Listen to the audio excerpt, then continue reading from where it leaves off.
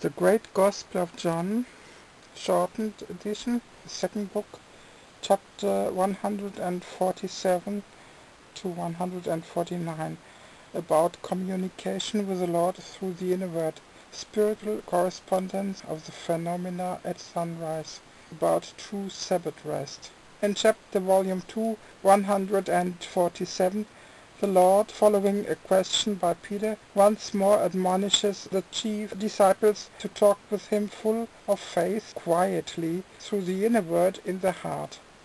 Look at the two Essenes and the Pharisees over there, how surprised they are that you wanted to ask me something aloud, when you, as their masters, should know that I can give every questioner the most complete answer also quietly in the heart.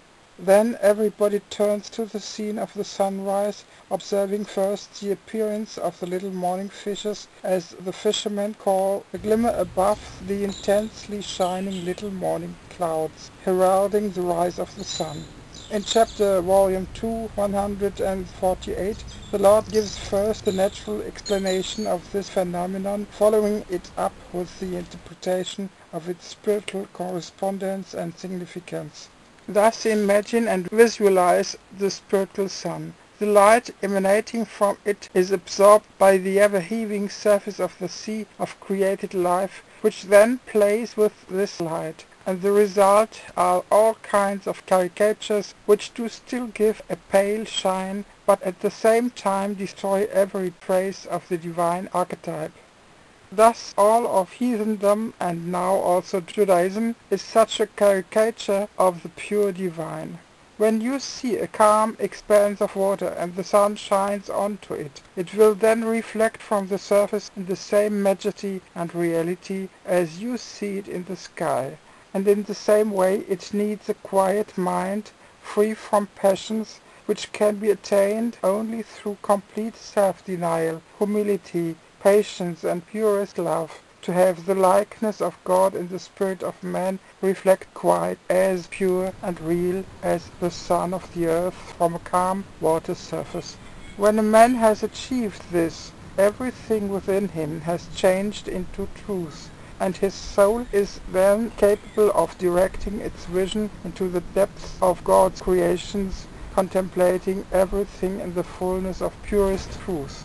But once it begins to heave in the soul, the archetypes are destroyed, and the soul necessarily finds itself in the field of deception and all kinds of delusion, incapable of pure contemplation, until the state of complete calm in God has been restored within it. That is the true Sabbath rest in God, and the reason why God decreed the observance of the Sabbath. On that day man should abstain from any hard, strenuous work, because hard work compels the soul to lend its strength to the flesh. Thereby it becomes stirred up together with the flesh, causing the surface of its water of life to surge, so that it can never clearly recognize the pure divine truth within itself. Therefore, true Sabbath observance consists in a sensible rest from all hard work, to which man should not put his hand unless absolutely necessary. But if there is a need, everyone is obliged to help his brother. But even more important than refraining from heavy work is that every soul get rid of its passions. For passions are storms in the soul that stir up its water of life, and then God's image in the soul is distorted, just like the reflection of the sun on the waves of the sea.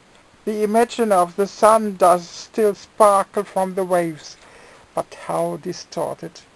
If the storm lasts long, soon heavy vapors arise from the surging sea, filling the soul's heavenly air with heavy clouds, which then hinder the light of the spiritual sun from reaching the soul's waters of life, and the soul becomes dark, unable to distinguish the true from the false, taking the deception of hell to be a heavenly light.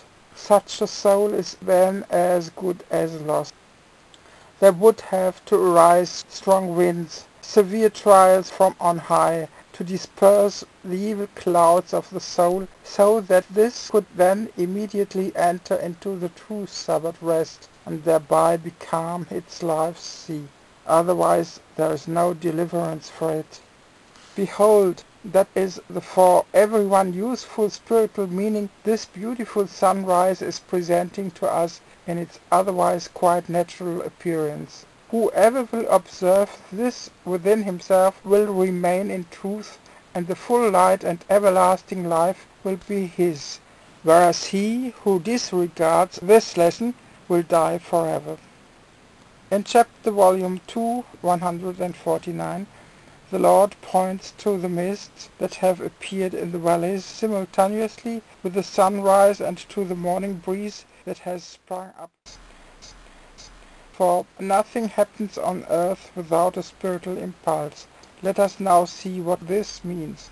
The sun fully corresponds to the nature of God, whereas the earth with its valleys, plains, hills, rivers, streams, lakes, and the expanses of seas corresponds wholly to the external man. The mist settling between the sun and the earth corresponds to the varied, empty and trivial cares of people, through which the light of the sun can only barely penetrate here and there, and the mists are rising upward, covering even the mountains. The hills and mountains correspond to a better understanding by the people on the earth. This better understanding, too, is dimmed through the pretty and idle cares of the half-blind people. That is why morning breezes arise, driving the mists from the mountains and fields, dissipating them so that mountains and fields can freely receive the light and warmth from the sun, and their fruits of life can mature. I think you will understand this correspondence.